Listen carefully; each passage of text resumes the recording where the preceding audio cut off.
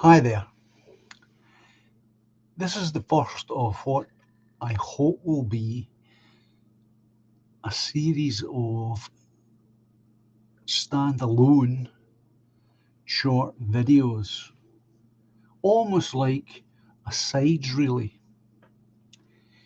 You, however, as the audience, can respond if you wish.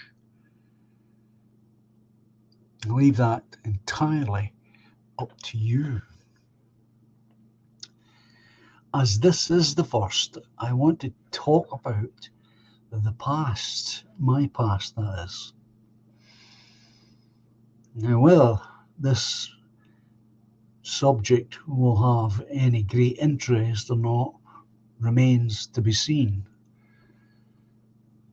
But I think that's where really I should start my past.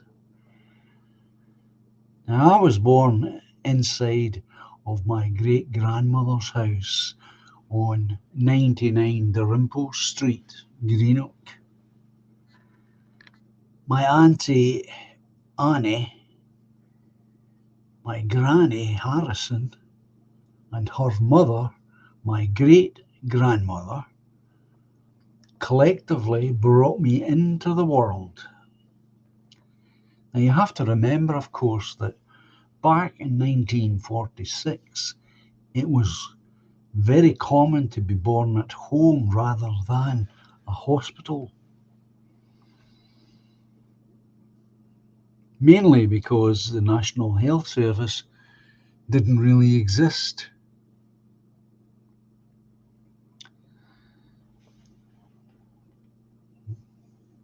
The National Health Service had come into existence on a political level, but the actual structure was still to be put together. So, as I say, back then most people would be born at home, especially if you were from the working class. There were hospitals, of course, but they were mainly for people who had the money to afford them. And of course, that didn't include my family. Many years later, my mother told me that my birth had been a difficult one and that my Auntie Annie had saved my life by, believe it or not, pouring whiskey all over my naked body and holding me close to the open coal fire to stimulate my little body into life.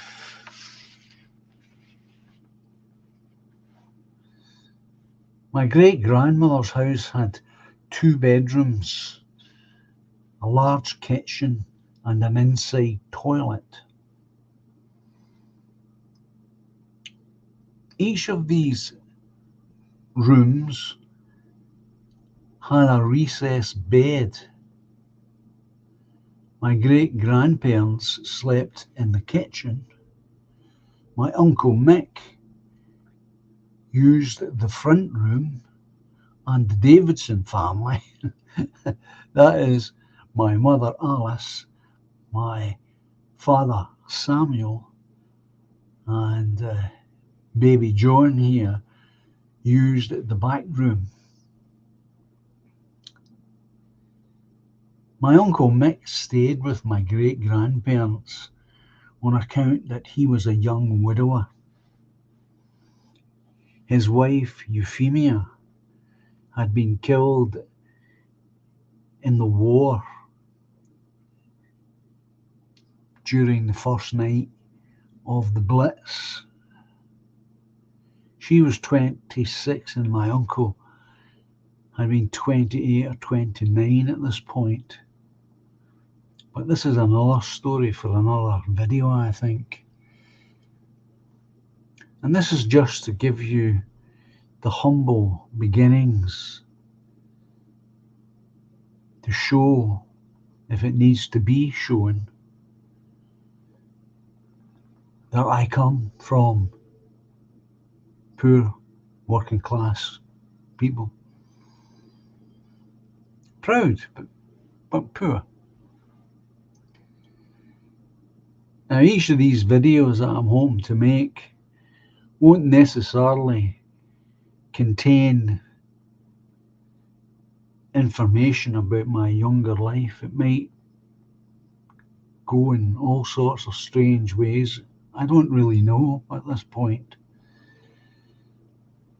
I just thought it would be a useful addition to the live streams where I don't always get the opportunity to choose the subject matter that I want to talk about.